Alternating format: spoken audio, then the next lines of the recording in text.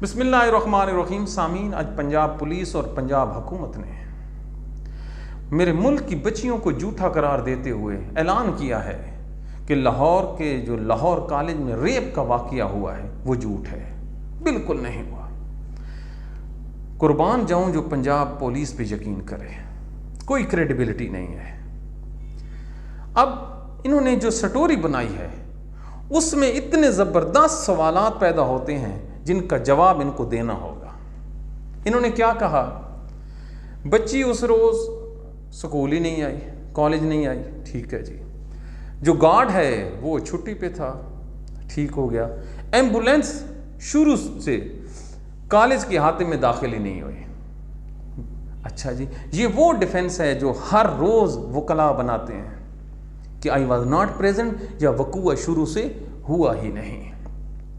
हजूर अनवर, ज़रा पहले बताइए, ये जो सीसीटीवी फुटेज है, आपके वज़ीर तालीम ने कहा पंजाब के कि स्कूल इंतज़ामिया ने जो सीसीटीवी फुटेज है वो डिलीट कर दी है, तो फिर 8 घंटे की सीसीटीवी फुटेज होगी ना, या जो वकूए का अक्रस बता रहे हैं 3 घंटे की होगी, तो फिर वो 3 घंटे की सीसीटीवी फुटेज चलाएं ना आप, कि लोग खुद नज़ारा करें कि एम्बुलेंस दाखिल हुई है या नहीं हुई। दूसरा, आप कहते हैं कि गार्ड छुट्टी पे था, तो क्या ये जो बच्चियां हैं इन्होंने जो स्टेटमेंट दी है इसके पीछे इनका मोटिव क्या है बच्चियों का, कि किस लिए गार्ड को कहा? ये जो बच्ची कह रही मैंने चीखें सुनी, ये कैसे हो सकता है? आपने कहा गवाह पेश करें। दुनिया के किसी भी मुल्क में ऐसा सवाल कोई पुलिस नहीं करती रेप के केसों में कि गवाह हों। अगर गवाह हो तो रेप तो हो ही नहीं सकता ना जी। अगर आप पे कोई यकीन करे तो वो निकम्मा शख्स होगा। हजूर अनवर, मेरे मुल्क के बच्चे और बच्चियां सच्चे हैं, तो फिर बनाए ना एक जुडिशल कमीशन, एक हाजिर सर्विस हाई कोर्ट का जज जो इस बात को तयन करे, असरटेनमेंट करे, बच्चियों को भी, विक्टिम को भी, पुलिस को भी, जो सरकारी रिकॉर्ड है उसको भी, फिर देखते हैं कि कैसे झूठ और जो सच है वो सामने आता है। ऐसे नहीं होता।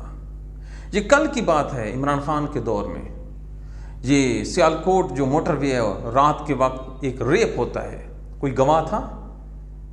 उस औरत का क्या मोटिव था? उसने कह दिया, हुकूमत ने पकड़ लिए, वो सज़ा भी हो गए।